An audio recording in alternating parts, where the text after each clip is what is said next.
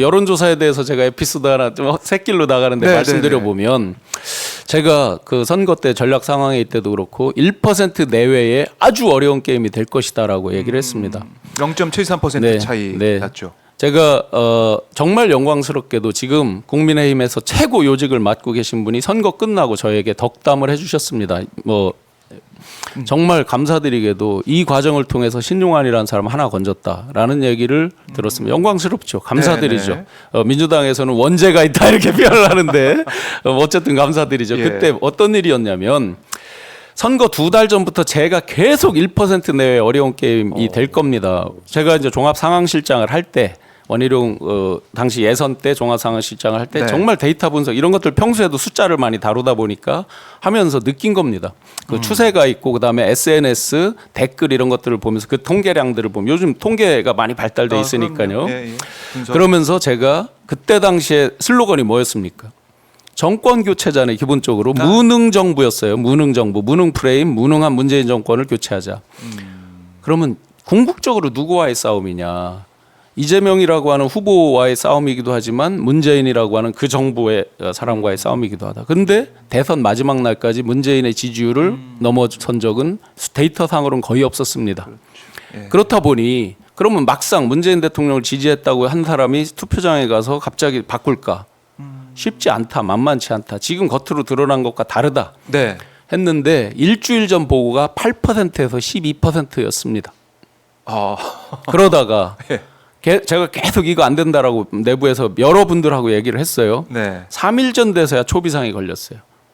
그 당시 대통령 후보께서 전국 지방 와서 언제 수도 없이 이거 이상하다 현장에서 이거 위기다 하니까 하루에 2번 아침 저녁 하던 상황회의가 오후 4시에도 열리기도 하고 막 초비상이 걸렸었죠.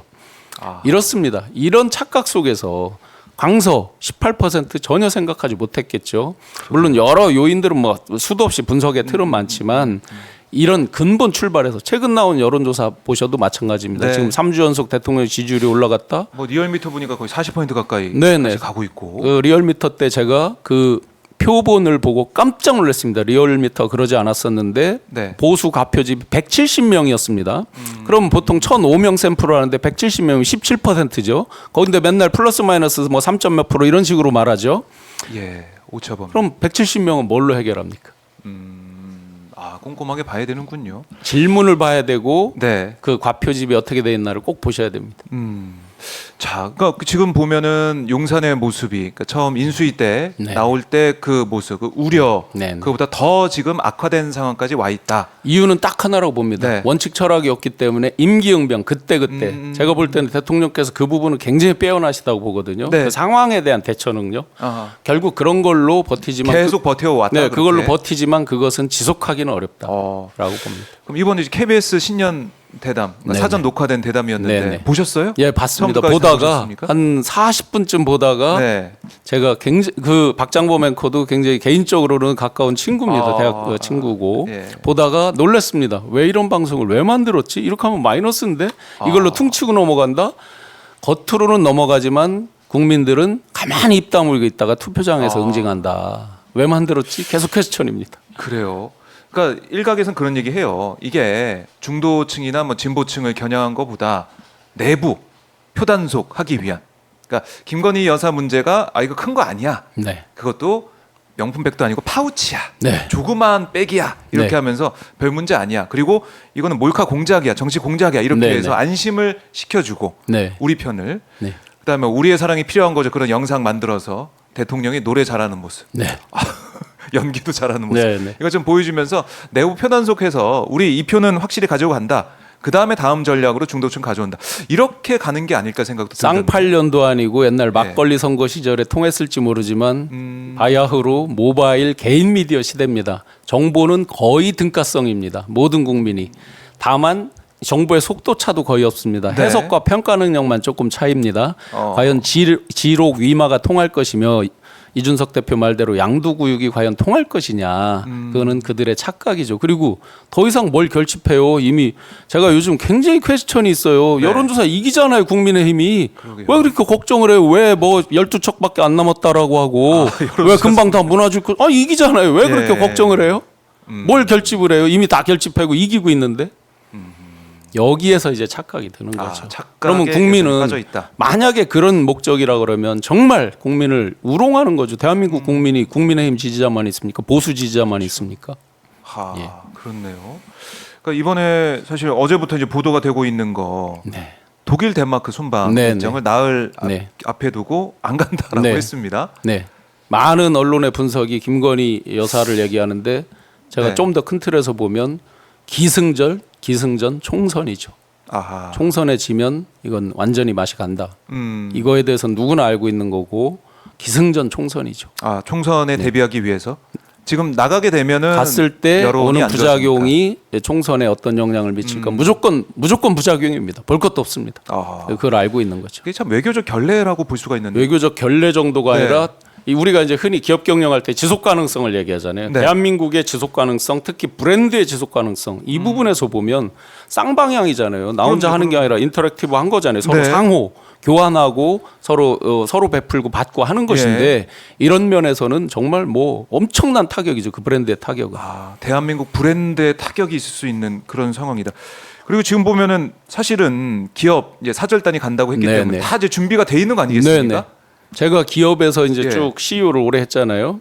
이 개별 기업들은 지금 분위기가 말도 못 차잖아요. 오뎅 떡볶이 뭐 이런 저기 하는 시대인데. 네, 어묵 떡볶이. 예, 어묵 떡볶이 하고 네. 있는 시대인데 기업들은 정말 속으로 단순히 이번 한 번에 뭐가 잘못이 아니잖아요.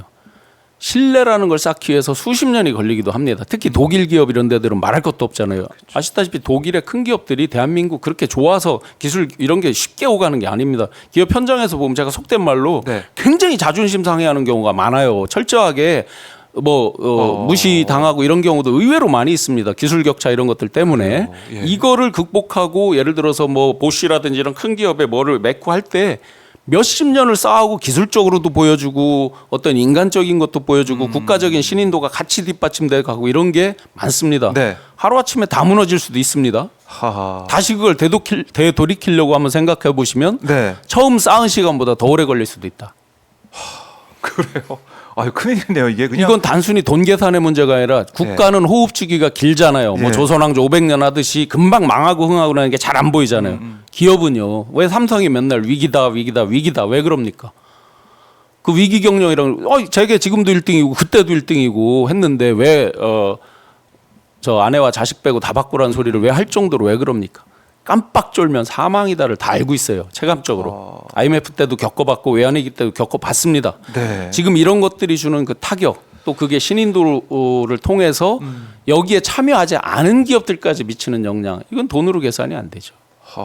있을 수 없는 일이죠. 아예 정부에서 내세운 게 이거잖아요. 북한의 위협. 그다음에 의료 파업. 의료 네. 파업은 비교적 최근에 있었으니까 근데 그건 마이너한 얘기일 수 있습니다. 전체로 보면 외교상에서 보면 우리 국내적으로는 큰 일이지만 예, 예.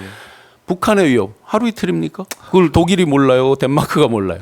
아니 지난해에도 그 위협이 계속 되고 있는 와중에 유럽 네네. 많이 갔다 왔잖아요. 많이 하셨죠, 실제로. 그러니까 이해를 할 수 없는 상황. 결국 기승전 총선. 기승전 총선이죠. 그렇게 뭐 그거는 세밀하게 보면 김건희 여사 리스크도 있는 김건희 것이고. 여사가 예를 들어서 아무런 기존에 있었던 여러 이슈화된 네. 그런 뉴스 메이킹을 하지 않더라도 리스크죠. 그냥 그 자체가 리스크죠. 자체가 리스크인 상황이다. 자, 참 글쎄요. 지금 총선 앞두고 정부에 이제 하는 모습은 보면은 민생 토론회 네. 열심히 하고 있습니다. 예, 이걸 예. 뭐 365 한다 뭐 이런 얘기도 지금 하고 있던데. 네, 네, 결국에는 민생이 중요하다. 아까 언급하신 것처럼 저작거리 네, 네. 나가서 네, 네. 그 민생의 목소리를 민심을 들어야 한다 말씀하셨는데 네. 정부도 지금 민생 토론회, 민심 토론회 하면서 좀 생경한 걸 쓰는 것 같아요. 네, 네. 도움이 되겠습니까? 어떻습니까? 도움이 전혀 안 되죠. 그래요? 예, 이유는 간단합니다. 예. 아름다운 말을 많이 수사로 만들 수 있고 좋은 정책을 많이 공약이 얘기할 수 많이 있어요. 나오더라고요. 예, 뭐 거기서 철도 공약이 지원, 많이 나오죠. 예. 뭐 선거 개입 여부를 다 떠나서 증시 다 얘기. 할 수 있습니다. 그동안 그런데 예. 수용성이라는 게 있잖아요. 행정행위의 수용성, 뭐 법적인 집행의 수용성뿐만 아니라 개인의 마음속에 수용할 수 있는 게 있잖아요. 네. 또 예측 가능성도 있잖아요. 왼쪽으로 갔다 오른쪽으로 갔다 막 널뛰기를 하면 진짜 이렇게 될 거야. 앞으로 이제 비전과 가치가 담겨 있는 거잖아요. 네. 그런 면에서 또 좋은 말 하는구나. 그런데 나한테는 그게 언제 어떻게 오지? 이런 부분에서 벌써 국민들이 가슴에 절반쯤을 유리벽을 치고 보고 있습니다. 이 부분에서 효과는 거의 없는 거죠.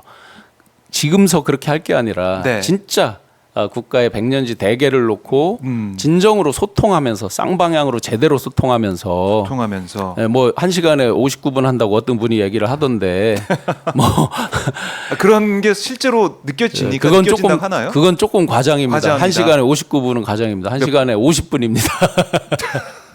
1시간에 50. 네, 거의 뭐 농담이고요. 대부분. 네. 예, 예. 그러니까 주도권을 굉장히 갖고 말씀을 재밌게 하세요. 예. 실제로 그리고 사람들을 많이 이렇게 그 말씀 속에 흡수하게 하세요. 그러니까 그래요? 그런 어떤 탁월한 부분이 있습니다, 분명히. 그런데 뭐 이제 임기응변식으로 계속해서 말을 이어가는 네네. 그런 능력은 뭐 보여진다 이렇게 예, 볼 수도 그런데 이제 있겠군요. 그게 이제 어떤 쌍방향적인 소통하고는 완전히 다른 얘기겠죠. 그래요. 소통이 좀 안 되고 있다 이렇게 좀 보고 계시는 거 아니겠습니까? 소통이 안 되는 그 출발선상에서는 예. 그 어떤 아름다운 수사도 의미가 없다라고 봅니다.